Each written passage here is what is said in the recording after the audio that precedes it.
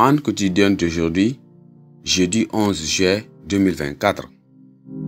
Thème: une preuve irréfutable. Une preuve irréfutable. Texte de lecture: 1er Roi chapitre 18.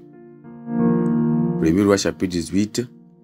Nous lisons à partir du verset 19 à 39.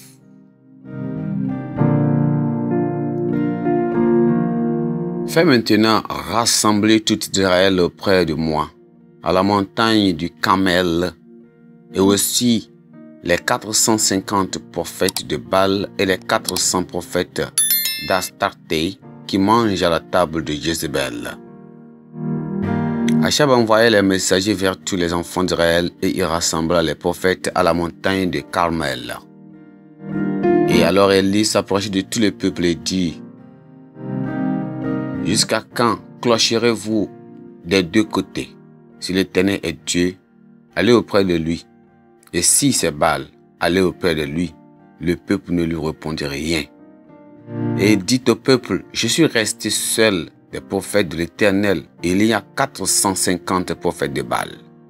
Que l'on nous donne 2 taureaux, qu'ils choisissent pour eux l'un des taureaux, et qu'ils le coupent par morceaux, et qu'il le place sur le bois sans y mettre le feu. Et moi, je préparerai l'autre taureau et je le placerai sur le bois sans y mettre le feu. Puis invoquez le nom de votre Dieu, et moi j'invoquerai le nom de l'Éternel.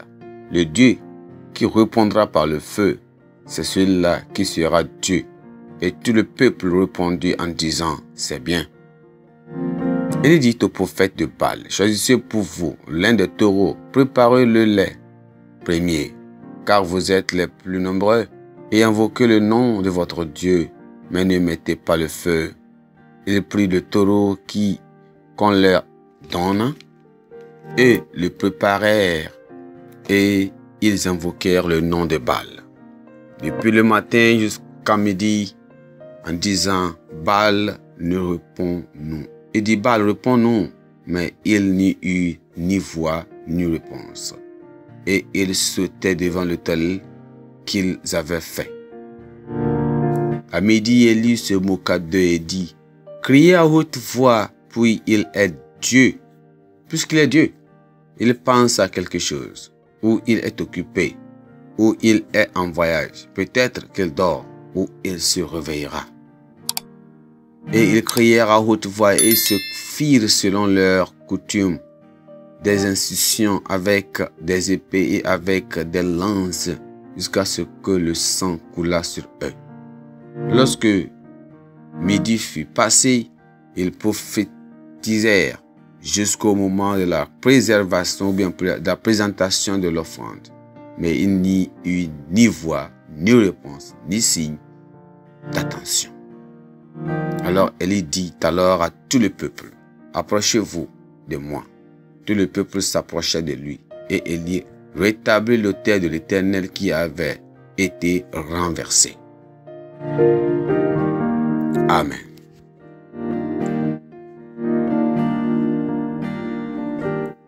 Le verset clé.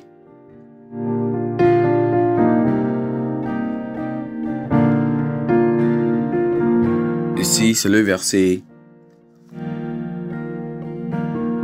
39. Il prit 12 pierres, d'après le nombre de tribus des fils de Jacob, auxquels l'Éternel avait dit: Israël sera ton nom. Et il bâtit avec ces pierres un autre au nom de l'Éternel, et il fit autour de l'autel un fossé de la capacité de 2 mesures de semences. Il arrangea le bois, coupa le taureau par morceaux et le plaça sur le bois. Puis il dit: remplissez d'eau 4 cruches et versez-les sur le coste et sur le bois. Et il dit: faites-le une seconde fois. Et il le fit une seconde fois. Et il dit: faites-le une troisième fois. Et ils le firent une troisième fois. L'eau coula autour de l'autel, et l'on remplit aussi d'eau le fossé. Au moment de la présentation de l'offrande, Élie, le prophète, s'avançait et dit: L'Éternel Dieu d'Abraham, d'Isaac et d'Israël, que l'on sache aujourd'hui que tu es Dieu en Israël, et que je suis ton serviteur et que j'ai fait toutes ces choses par ta parole.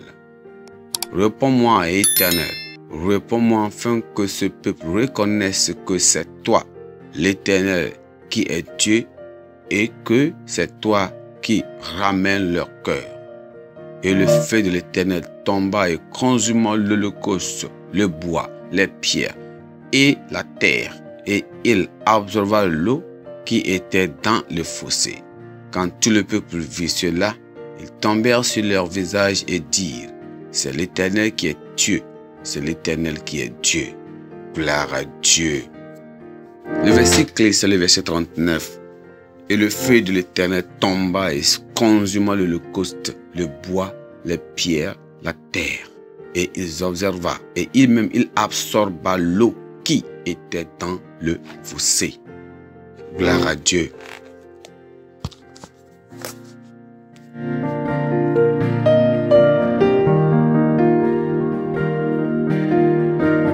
Souvenez-vous que nous parlons de quoi? Une preuve irréfutable.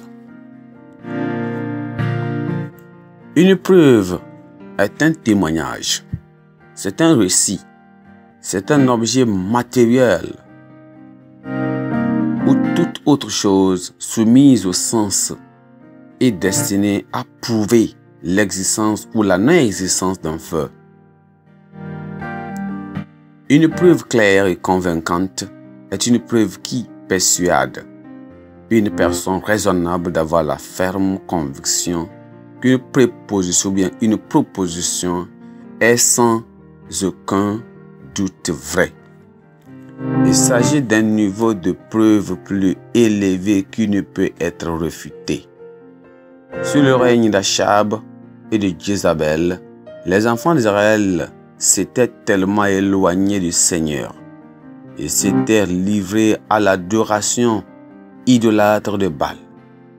Dieu avait prononcé un jugement sur eux par l'intermédiaire du prophète Élie, qui avait fermé les cieux pour qu'il ne tombât pas de pluie pendant environ 3 ans et demi. Dans ce passage, le prophète Élie décide d'appeler toute la nation à prendre une décision. Ils doivent céder, d'osciller entre Dieu et Baal, et choisir le vrai Dieu, le Dieu qui se manifestera par le feu pour brûler miraculeusement le sacrifice qui lui est offert sera le vrai Dieu qu'ils serviront. Après les tentatives infructueuses des prophètes de Baal, Élie entre en scène. Dieu a répondu par le feu. La preuve était si claire et irréfutable que tous se sont inclinés pour le reconnaître comme le Seigneur. En ces temps difficiles, le Dieu du matérialisme menace de s'emparer de la vie de nombreuses personnes qui commencent à douter de l'existence de Dieu et de sa présence et même de son contrôle sur le monde. Il est donc nécessaire que le chrétien et l'Église tout entière produisent des preuves concrètes et convaincantes qui ramènent le monde à Dieu. Le christianisme aujourd'hui est froid, sans vie, faible et impuissant que nous voyons tant professer et pratiquer un croix. Aujourd'hui, ce ne suffit pas pour convaincre les sceptiques, les moqueurs et même les incroyants à s'agenouiller et même à reconnaître que Dieu est suprême et qu'il mérite à lui seul d'être adoré. En tant que croyants, nos vies doivent témoigner la puissance. Ils doivent témoigner de la puissance de Dieu. Elles doivent être si convaincantes que les incrédules, que les sceptiques ne pourront ni contester ni résister. C'est pourquoi nous devons travailler notre foi en Dieu et notre relation avec lui. Le monde croira et viendra fléchir les genoux devant le Seigneur en déclarant: c'est l'Éternel qui est Dieu. C'est l'Éternel qui est Dieu. Lorsque notre vie et notre foi en Dieu produiront les preuves suffisamment évidentes pour qu'ils ne puissent pas les nier. Amen. Pensée du jour. Montrons au monde par notre vie et notre action que Dieu est réel. Montrons au monde par notre vie et notre action que Dieu est notre réel. La Bible en un nom. Genèse chapitre 32 à 34. Genèse chapitre 32 à 34. Amen.